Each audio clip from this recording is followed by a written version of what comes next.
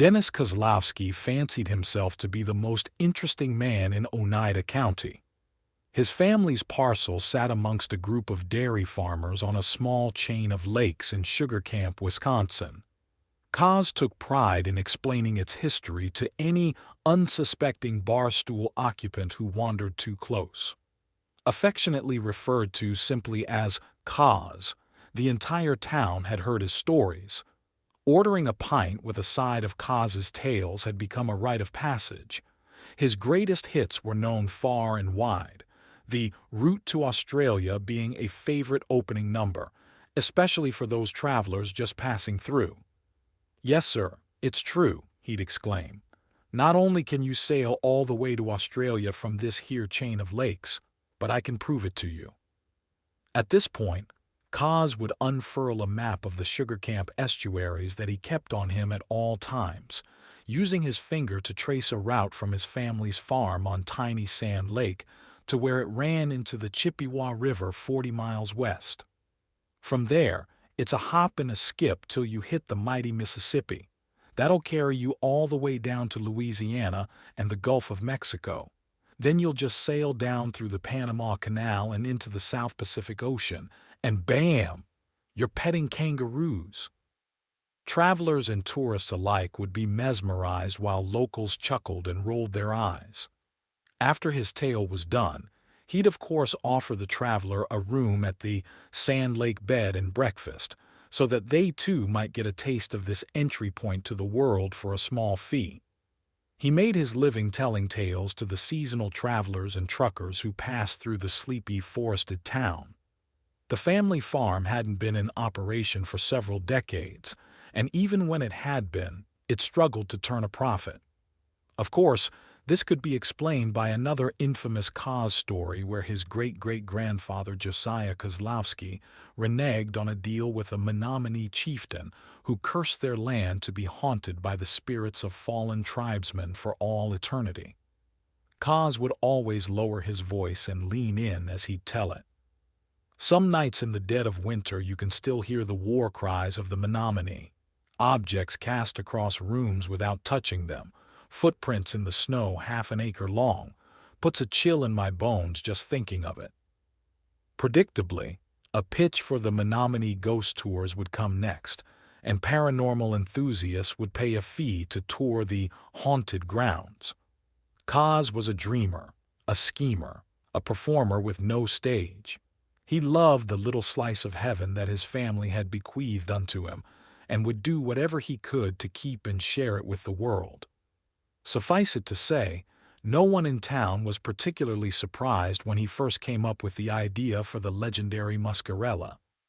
The way he tells it, Koz was fishing out on the lake in the dead of winter as he did every Saturday. "I drilled through the ice and set the line, waiting for a small bass or muskie to take the bait, but it was as quiet as ever. Just before I packed to leave, I saw the line go taut and the reel went berserk. I jumped up and tried to grab the pole, but it was no use. Whatever had bitten down was too much. The rod snapped right there in my hand and wedged itself across the hole. The ice began to crack, and that's when I saw it, passing right under my feet, a beast of otherworldly proportion, hand to God if it wasn't 50 feet long and 5 feet wide." The first time he told it, most of the locals scoffed, and that's when Koz would remove from his pocket a set of 2 sharpened teeth, nearly 6 inches long. Once I finally came to my senses and picked up the line, this was all I found. They looked just like musky teeth. After all, Oneida County was the musky capital of the world. Only these were gargantuan, menacing, unlike anything that anyone had seen before. The performance sparked a fervor immediately, and fierce debates from skeptics and believers alike. Yet every time someone raised a doubt, Koz would produce another artifact, a severed fin, giant eggs, a missing pet from a neighbor's yard. The whole charade had reached a fever pitch the following summer when a group of marine biologists from the University of Wisconsin arrived with fancy sonar equipment to scan the lake. The townsfolk gathered to watch with bated breath and nearly gasped when the scientist's screen emitted a loud beep. There it was. The evidence was irrefutable. There was indeed something in Sand Lake. It didn't matter that the scientists were paid actors because Koz knew the only truth that mattered was a good story. And with that, the legend of Old Muscarella was born. The attention was unprecedented, to say the least. News outlets from around the world rolled into town, interviewing locals about their supposed run-ins with the beast.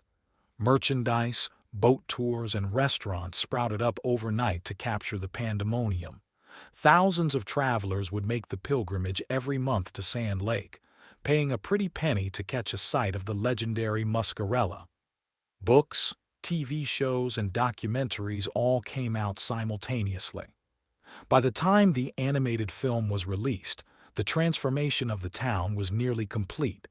The boom in tourism had evolved the quaint mom-and-pop stores on Main Street into high-end retailers, with Disney owning half the block. The richest among them was none other than Dennis Kozlowski himself, keeper of the Muscarella myth. Having made more money than he could spend in a lifetime, Koz spent most of his days staring into a bottle, for there were no more stories he could tell and no one he could tell them to. There were no more brisk Saturday morning ice fishing trips or summer naps out on the canoe. Just an amusement park dedicated to the character of his own creation and the polluted waters of Sand Lake to remind him of what once was. Sometimes he'd drink so much that he'd let the truth slip. "I made it all up," he'd cry. "It was all a big joke, a sham, I swear it." But Koz knew they would never believe him, for a good story can always devour the truth. One evening a tourist, out for an evening stroll, stumbled across old Koz with his face lying in the dirt near a campfire with half a bottle of bourbon at his feet. The man hurried over and helped prop him up against a nearby tree. In return, Koz offered the bottle, and the two strangers listened to the crackle of the fire as they passed the whiskey. The deafening silence was only broken by Koz's shallow weeping.